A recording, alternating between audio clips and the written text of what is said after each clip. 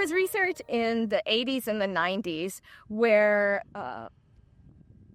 several wheat scientists looked at night tillage because some species require different combinations of light wavelengths to stimulate germination. They're finding these kind of flashes of light during daytime cultivation events would stimulate germination. So they said, well, if we're stimulating germination with cultivation during the day by giving, as we're turning the soil and giving these seed splashes of light, what if we did it at night? And we exclude all light. And so they did stuff, and it was very complicated because they found even tractor lights were enough to induce some germination. So they were doing it with like night vision goggles, driving tractors, doing the cultivation at night.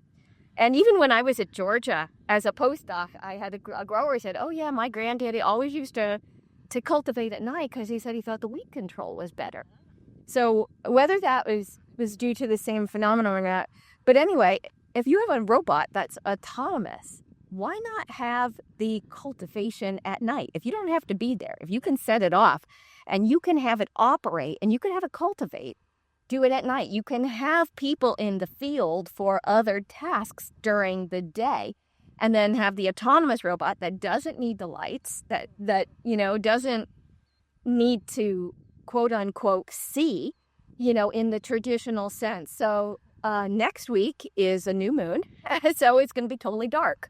You won't have any light reflected whatsoever, and it might be poor Rye who is with me, but what we want to do is run a couple of just initial tests where we run at high noon, and then we run after dark with the new moon, no light, and just look at the strips and see if we see differences in the germination. Now, we probably have to do it formally because we should probably start it earlier in the spring and earlier in the summer.